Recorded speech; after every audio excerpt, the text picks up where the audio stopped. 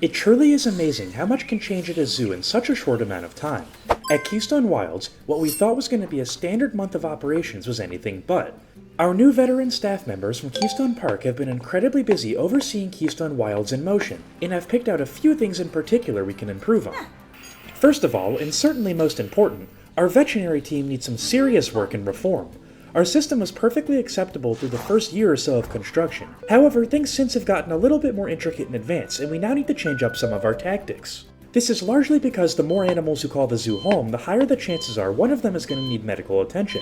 This could be for various things, such as illness, injury, pregnancy complications, or even just a routine weekly checkup, but our team has been stretched thin for quite a while. With our medical team learning from Keystone Park veterans, it was surprisingly easy to get used to the new system and routine. Keystone Park as it stands currently is over double the size of Keystone Wilds and has nearly quadruple the animals on site. It's safe to say these experienced veterinarians know exactly what they're doing. After a successful system rework, our team was able to focus more on our various breeding programs scattered across Keystone Wilds, and major progress was made in two of them. The first was the white-faced acacia initiative. In case you were unaware, the breeding habits of this primate are largely unknown. Biologists and conservationists alike cannot determine if this particular primate is a monogamous or polygamous species. To determine this once and for all and aid in research that can be vital for the species, Keystone Wilds has attempted to find the answer. Unfortunately, Mango, our male white-faced saki, has so far shown no signs of breeding behavior. Due to him being a wild rescue relocated to our care, there's a slight chance that he's out of the typical mating range of the species.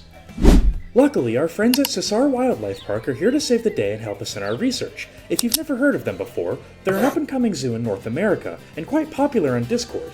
They recently have completed a state-of-the-art white-faced saki habitat of their own, and prior to opening have contacted Keystone Wilds, asking to potentially aid in our research and studies. The exchange was simple. Keystone Wilds sends over one of our beloved females, and we receive a younger male in return.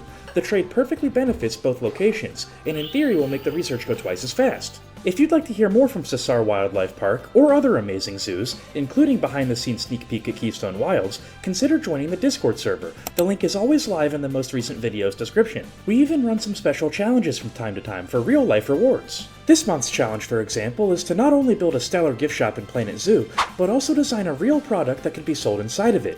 If you'd like to level up your Planet Zoo ability, as well as learn some genuinely helpful real-life skills ranging from graphic design to story writing, don't wait and join the server now. Thanks again to Savannah Wildlife Park for your contribution to conservation. The other habitat with a major update is actually the one you'd least expect. Chinese pangolin are notoriously hard to breed in captivity. However, Keystone Wilds has exploded through that glass ceiling, and are proud to confirm that Scout, our female Chinese pangolin, is in fact pregnant. The Chinese pangolin is sadly a critically endangered species, and is on the brink of extinction. In more than nearly every other species present at Keystone Wilds, the Chinese pangolin desperately needs our help.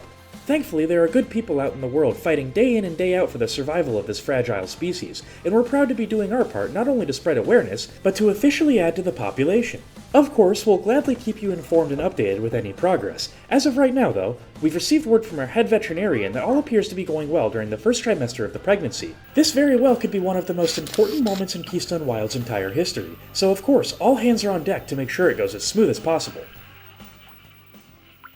Another section of operations that could certainly use an update is actually our local impact. While we've done an outstanding job marketing to locals between our Habitat webcam streams and virtual store, we've yet to make an actual impact on local ecosystems. A quick look at the Discord member zoo map will reveal how close Keystone Park and Keystone Wilds are to each other. Keystone Park's entire identity was built around building a zoo for local species native to the region, and eventually helped local ecosystems outside of our facilities by building a migratory butterfly garden. It was a project that symbolized the park's philosophy that conservation doesn't end at the zoo gates. This initiative was important because it bridged the gap between captive conservation and real-world impact, creating a living corridor that supported pollinator populations vital to regional biodiversity.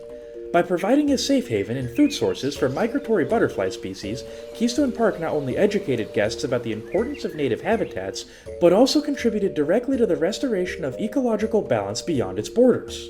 One stop, however, may not be enough for these delicate travelers, so Keystone Wilds is very pleased to announce construction will begin very shortly on another stop on their long journey south. Hopefully in due time, every single plant between Keystone Park and Keystone Wilds will be visited by these crucial keystone species. Just in case you're new here, lately Keystone Wilds has been on the brink of finally opening to the public. The only thing standing in our way is the completion of our largest expansion between any zoo under the Keystone brand, Africa. Using indigenous building techniques, local materials, and details packed around every corner, Africa is aiming to be one of the single most immersive zoo sections around. So far, several species call this expansion home, including Sasha, our recently born hyena cub. At the heart of Africa lies our largest project in Keystone Wilds, Baobab Safari. This massive wildlife reserve is the main draw to Africa, and will be big enough once completed to nearly be its own zoo. The reserve currently isn't even halfway done, but today we aim to make a great leap in progress by adding 7 different species to Keystone Wilds. Baobab Safari starts in the Mountain Pass station, which so far is also incomplete. Upon boarding one of our many 4x4 safari vehicles, a member of our expert staff will put their foot to the pedal, and your 15 to 20 minute safari simulator will officially begin. Our staff has been working very hard day and night to ensure that each ride is special and unique. It's certainly a difficult job though, as each safari quite literally is special and unique. These aren't simple animatronics like you'd find at similar attractions at local amusement parks. These are living creatures that can go anywhere in the reserve within the bounds of safety. Guides have to constantly keep a keen eye to ensure that guests can spot each species, as well as give some interesting facts and pieces of information about all of them. For example, did you know that the bongo is called the ghost of the forest because they're so elusive to locals? In the last episode, we completed construction on the second phase of Baobab Safari, the Congo River Basin, home to a pod of 5 hippopotamus as well as 4 Nile crocodile. Truthfully, it took a bit of time for the hippopod to adjust into their new home. They're very territorial animals after all. Eventually though, after some time, the group all grew comfortable in their new habitat, and our staff felt it safe to allow their baby to join them at Keystone Wilds. Meet Harold, our wild-born juvenile hippo. Harold is estimated to be about 2 years old. We're not exactly positive as he was born in the wild, however you can tell by his attitude and how clingy he is to his mother. Gayla and Harold have an excellent mother-son relationship. It's quite wholesome despite the hippo's fearsome reputation. Fearsome is an excellent word to describe Wally, the bull male hippo of the pod, and one of the largest animals in all of Keystone Wilds. Typically in the wild, a single bull hippo will mate with all the females in his pod. As a result, Harold's destiny is likely to be returned to the wild once he's of age, but until then, he has a wonderful home at Keystone Wilds. Thankfully, the Keystone Park staff have worked with the hippopotamus before through various zoo conservation efforts, so adjusting them into Keystone Wilds was easier than expected. They eat a comical amount of food though, and are expensive to keep. We need to finish the rest of the safari fast, in order to simply afford their massive appetites. Neighboring the hippo's lagoon is our Nile crocodile enclosure. Meet Lyle. All 4 of the crocodile were surprisingly easy to adjust into captivity, and to be totally honest, have yet to make much of an impression. Reptiles in general tend to move around a lot less than mammals do, but this goes double for Nile crocodiles since they're ambush predators. The dynamic between predators and prey and how it all commonly centers around native watering holes is quite fascinating. Matter of fact, it's going to be the main focus of our next expansion, the African Savannah. We certainly have a lot of work to do today, and you can never be too careful when dealing with predators like we are, but with enough hard work and perseverance, I think we'll be just fine. If you're interested in supporting the ongoing construction and development of Keystone Wilds, we encourage you to join Club Keystone. As a member, you'll receive early access to videos, and your name will forever be etched onto the wall of donors as a token of our appreciation. Thanks so much to everybody who currently is or has been a member. It really means a lot. If you enjoyed today's video and the progress we're making here at Keystone Wilds, please consider subscribing. Your support is more than just appreciated, it's essential. By liking the video, leaving a comment, or even just sharing with friends, you're helping us grow and reach more people that care about wildlife conservation.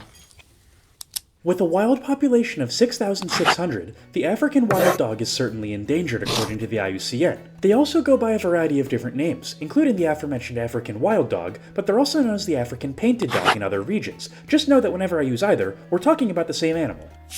The reason behind these different namings of the species is vastly apparent once you look at their habitat map. They're located all over Africa, but in very small groups, and they're not connected to one another. Unfortunately, this is a telltale sign of overhunting. On the bright side, the African painted dog only needs about 1,100 square meters of land. Nothing else. African wild dogs are very social animals. The Zoopedia heavily emphasizes this. Their families appear to be led by an alpha male and an alpha female. Today we're going to be bringing in one of each, and hopefully starting our own family.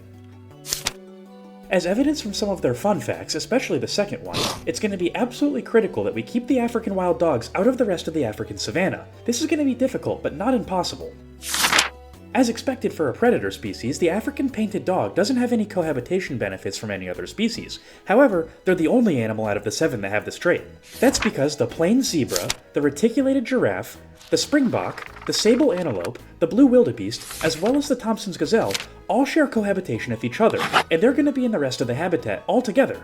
We don't have time to go over every single one of them, but luckily, a lot of their habitat requirements are the exact same. Let's use the plain zebra for an example. Not to spoil anything about the build, but the habitat is going to be far larger than every species' habitat requirement combined and probably multiplied by 10. What's important to know though is that every single species on this list only has land requirement. There's no water necessary, but we will be adding some.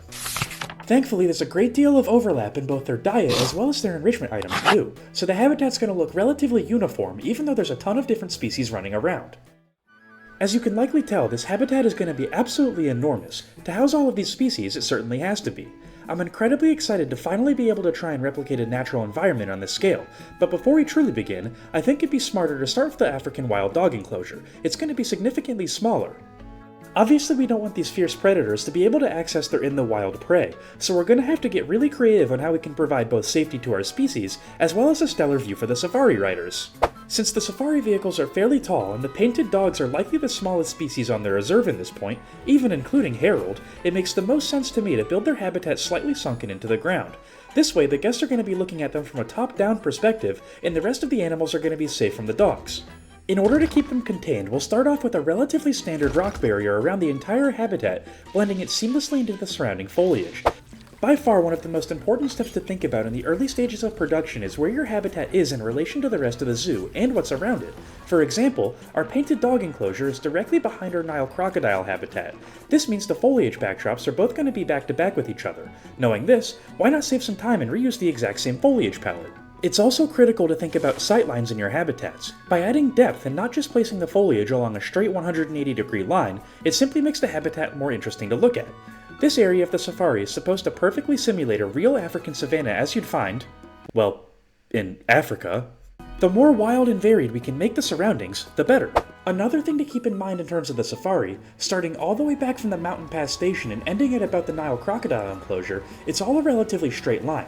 At this point, this is the first time the safari actually veers left. Luckily we saw this coming in advance, but now the foliage has a secondary and more important task. It has to mask the upcoming areas so guests never know what's coming next. We don't want to spoil anything long before you actually drive by it. For example, if we don't fill up this empty field with various greens, you'll be able to see the entire African savanna before your car actually arrives. This is unacceptable and it's going to completely take guests out of the immersion. It's going to be a lot easier to add the surrounding foliage once the habitat itself is actually completed, and the first order of business, I think, is to contain the wild dogs into the pit. The rockwork as it stands should be enough, but we're leaving nothing to chance. These are dangerous animals.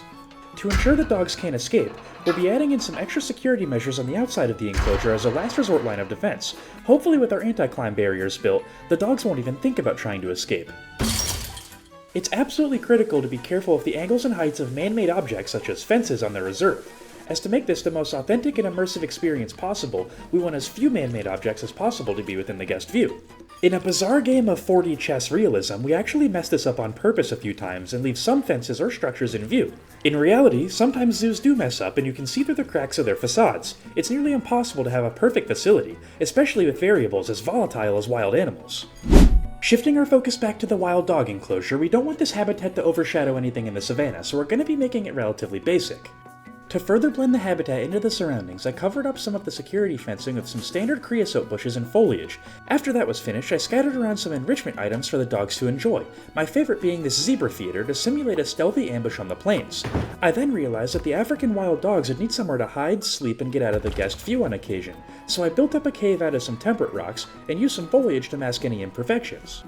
Overall, while simple and small in comparison to what's coming next, I think the wild dog habitat turned out very nice. It definitely wasn't easy packing in details while understanding that this habitat isn't the focus of the area, but let's bring the dogs in and see what they think of our work.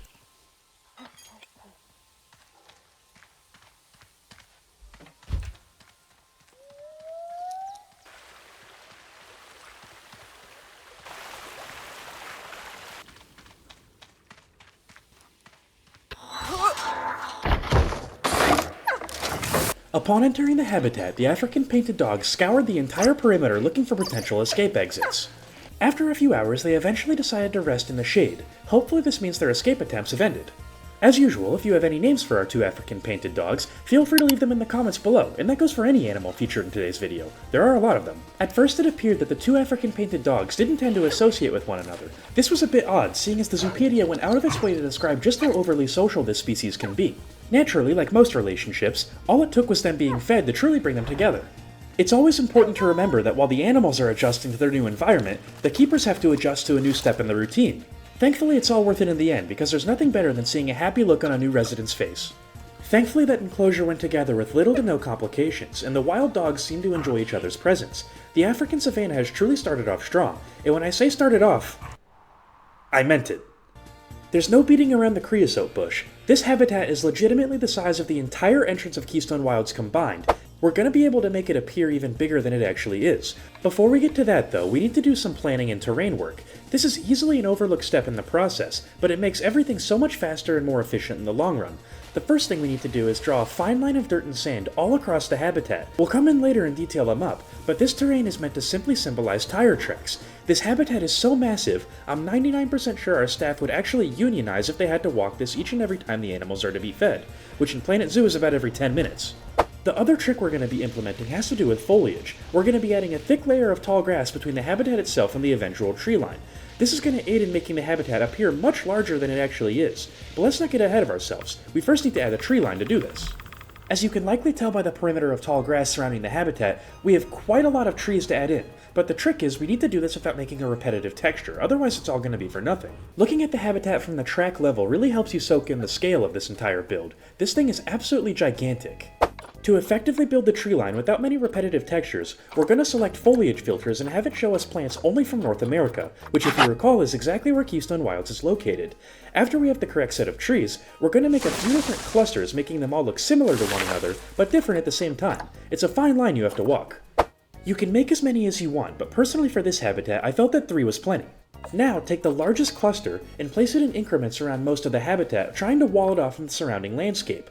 This is going to make up a faux natural barrier, and it's so far away from the guest, they won't even notice if you decide to weave a small chain link fence between the trees. Next, place your other tree clusters around the original scattered around the perimeter. To avoid repeating textures, copy and paste the foliage not from the original palette that we made, but from the foliage that's already in place around the perimeter of the habitat. This way, you're mixing and matching various trees from the different groups you made in a completely random manner. Just be sure not to forget to rotate the pasted portions, and the repetition should be very difficult to point out from the safari tracks. By far the most important part of a build in this scale is to avoid burning yourself out, and the easiest way to mitigate this is by segmenting a large build into bite-sized chunks. To accomplish this, we're going to utilize enrichment items and do the foliage in the inverse order onto how we typically handle it. Enrichment items in this habitat are required to be grounded. No soccer balls, no scratching post, no anything that isn't native to the African savanna, with one exception. Stationary feeders are going to be spread out in different locations all around the enclosure in an attempt to get the different species to herd with their own kind. For example, only the giraffes can use this tall feeder, so in theory, only they should go over here when it's feeding time.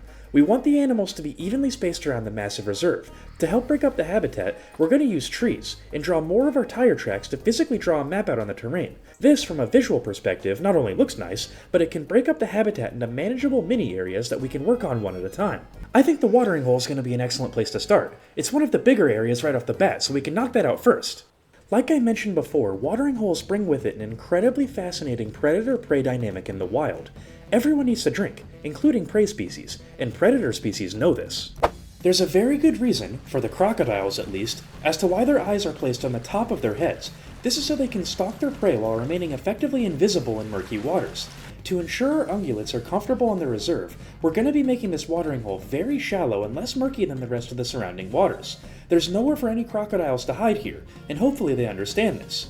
As for the watering hole itself, this is the first body of water in all of Baobab Safari that isn't acting as a barrier in any direction, so the details were tedious but very easy. A simple palette of terrain, the standard foliage, and some realistic colored faux rocks is more than enough to get this to where it needs to be.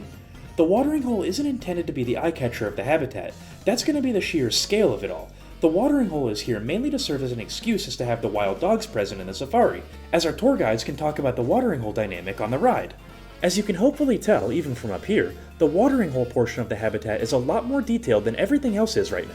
For the next step, which took 3 hours to record and involves 8,751 pieces of buffalo grass alone, I counted, we're simply going to be using 3 pieces: buffalo grass, din grass, and faux rocks. To save your sanity, let's jump cut.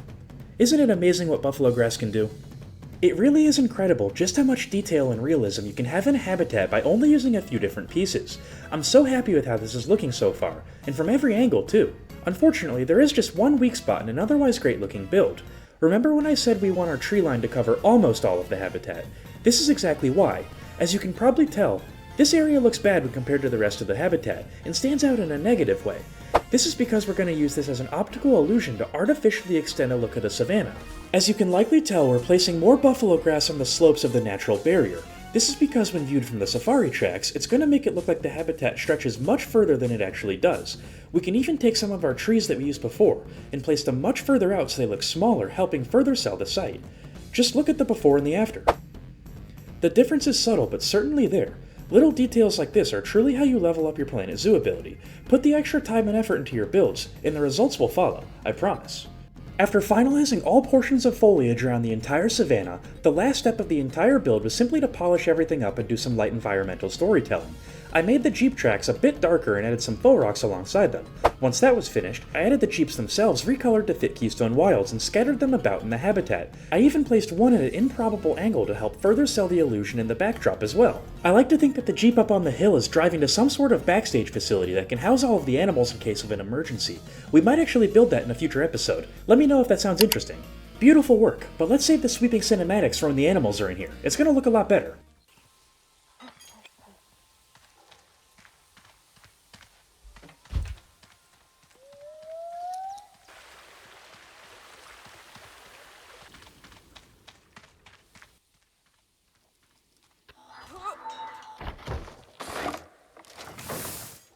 Things on the savanna started out fairly quiet, as the springbok and Thomson's gazelle were the first to arrive.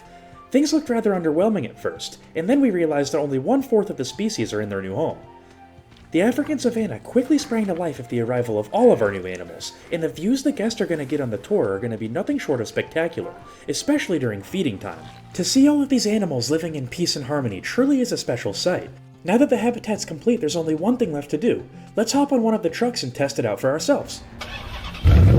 After rounding the corner, the first thing that you're going to notice is the sheer scale of the habitat, only broken up by the trees. This is a purposeful detail, and likely the second thing that you're going to notice are the species grazing on the tops of the trees, which are the giraffes. They're so tall you can see them from much further away than the rest of the species. It doesn't look like anybody wants to graze close to the wild dogs enclosure. They're probably a bit anxious. I would be too for a species with a 90% success rate in hunting. As you can see, thanks to our anti-climb barriers, we have a pretty good view into the African wild dogs enclosure, although I don't see any of them right now. It looks like one of them's in the cave taking a rest, actually. After passing by the wild dog enclosure, the next thing you're going to see is a majority of the watering hole, and it looks like a few of the blue wildebeest are actually grazing there right now. From this distance, it's tough to tell if that's a Thomson's gazelle or springbok. It's going to take a lot of practice to master these tour routes and make sure we get all of our facts straight. It doesn't look like there's much action over here right now. Let's step on the gas.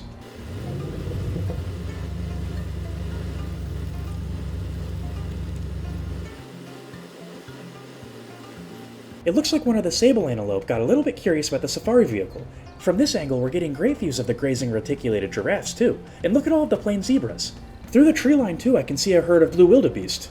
There's a Thomson's gazelle scratching on one of our trees as well. The fact that this safari is going to be entirely different each time you ride it is going to be absolutely spectacular once Baobab officially opens to the public, but until then, we have a lot of work to do. Kingpin out. I'll catch you next week.